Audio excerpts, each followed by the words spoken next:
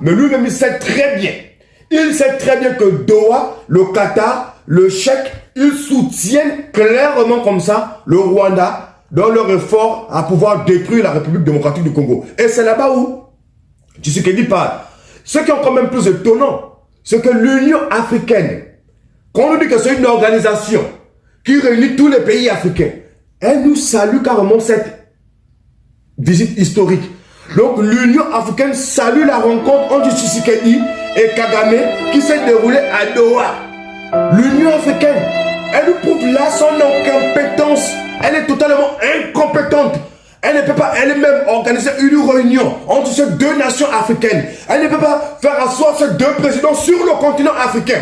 Elle est obligée de venir se cacher. Venir nous dire que nous saluons ce que le Qatar a fait de réunir Tshisekedi et Kagame.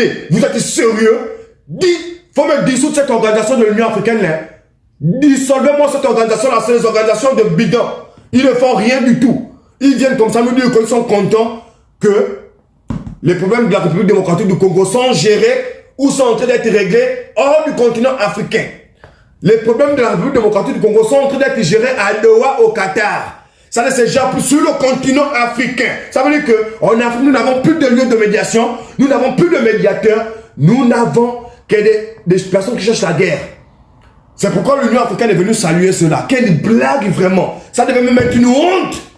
Une honte pour tous les autres pays africains. Une honte, je vous dis bien ça. Pour tous les autres présidents africains qui se disent présidents et qui n'arrivent pas comme ça à faire asseoir deux de leurs homologues.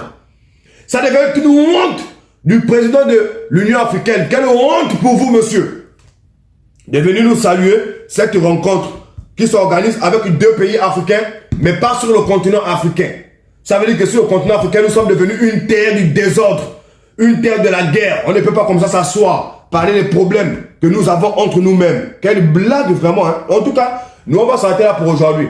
Cette rencontre, on vous dit déjà, c'est la rencontre qui a scellé l'avenir de la République démocratique du Congo. Là-bas à Doha, ils ont réfléchi et discuté sur comment il fallait diviser la République démocratique du Congo. Je vous dis, Félix Antoine Tshisekedi n'a même pas attendu que les Américains l'envoient de l'armée. Parce qu'il a proposé un deal avec les États-Unis.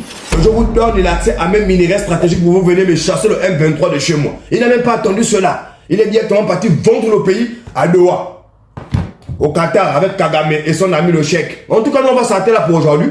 C'était Big L Scott TV. Allez, ciao, ciao pour un prochain programme.